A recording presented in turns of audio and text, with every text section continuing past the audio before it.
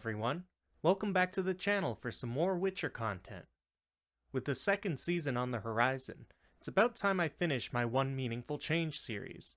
For those new to the channel, in this series I highlight one specific change the show has made per episode, and analyze the meaning behind the change and what impact it has on the adaptation as a whole.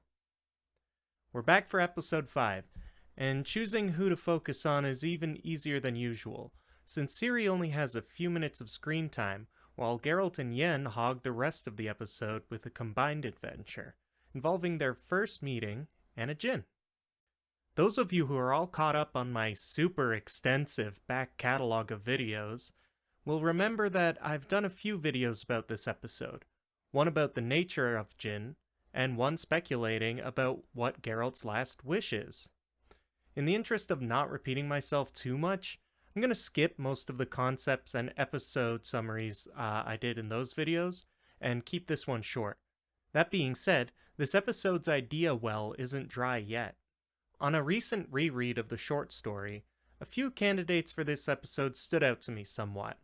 Like how in the book, Geralt doesn't actually seem to believe in genies, but in the show he's specifically looking for one.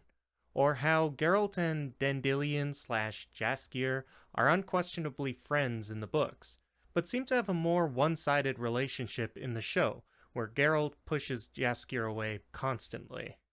But in the end, I decided to take a look at the subject that kinda gets skimmed over in most Witcher media: religion. But before I can dive into that, I need to explain how I got here for those of you who have only seen the show. Like many page-to-screen adaptations, the Netflix TV show does a considerable amount of character amalgamation in this story. This is the process of combining multiple smaller characters into one more important one, or adding attributes of minor characters into a major one. When done well, this allows the show or film to streamline the plot, making it easier for more casual viewers to follow the action, and save money by reducing the number of actors involved. For example, in the book story, Geralt encounters a guard who tries to stop him from entering the house Yen is staying at, and gets knocked out by a bag of money for his trouble. Then another guard roughs up Geralt on behalf of a city councillor before being blown up. The show combines these two and gives this guy a bit of an arc, since his first unpleasant encounter with Geralt motivated his actions in their second encounter on a more personal level. The show also combines the merchant Beaubaron with the mayor of Rindon. The character of Círdan has two companions in the books who are either combined into him or dropped for the adaptation. But for this examination, we're going to look at a character that seems to have been absorbed by Geralt himself, that being the priest, Krepp. Now this guy Krepp doesn't have a ton of impact on the plot. He was one of 3 characters that the enchanted Geralt was supposed to settle accounts with on Yen's behalf. Then he helps explain what djinn are and how sorcerers like to use them. Then he helps Geralt by creating a portal to Yennefer, so Geralt can stop the djinn's rampage.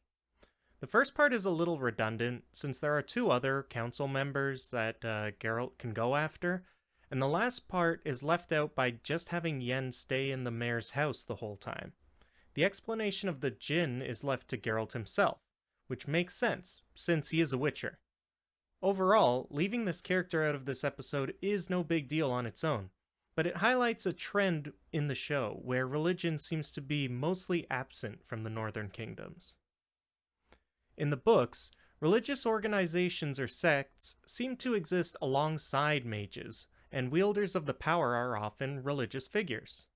Druids, priests, and priestesses all display magical abilities, but what differentiates them from mages is they all explicitly serve higher powers, whereas mages belong to non-religious organizations like the Brotherhood of Sorcerers, or operate on their own. In the show, this difference doesn't really seem to exist. Mousak is the obvious example. He's a druid, but he dresses and acts just like any other magic user in the show, whereas his description in the books is a lot more stereotypical and really shows how he has a close affiliation with the natural world. The show only starts to dip its toe into the religion of the continent, particularly with regards to Nilfgaard. The only prominent religious magical user in the show is actually Fringilla Vigo, who is not explicitly said to be any sort of priestess, but she does use ritualistic blood magic and follows the Nilfgaardian religion, so I guess that counts. This doesn't really resemble any organized religion I remember from the books, but if you have any more information about this, let me know in the comments. As the show continues, I think it'll be interesting to keep an eye out on how they flesh out religion.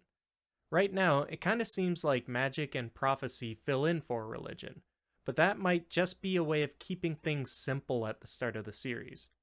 The books indicate that Yen, Ciri, and Geralt should all likely have run-ins with temples and other priestly people in much more meaningful ways going forward, so writers may be holding off on explaining religion until they can explore it through a character like Nenneke. I've only really scratched the surface on this subject, but I feel like diving in much more would be getting beyond the scope of this YouTube series. Suffice it to say that I found it odd that religion seems to be absent from the continent so far, and I think we'll have to wait and see whether this was an intentional rewrite or an unfortunate omission for time. But what do you think of all this? And to help my channel grow, let me know who your favorite religious character from the Witcher book series or games is down in the comments. If you liked the video, drop a like and subscribe to A Storm of Stories for the rest of The Witcher's meaningful changes and more. My current goal is to reach 500 subscribers, at which point I will do a giveaway where a box set of books will be up for grabs for any of my subscribers who enter, so the sooner we get there, the better. We've just passed 250 subscribers, so we're halfway there. Thanks for watching, and I hope to see you at the next one.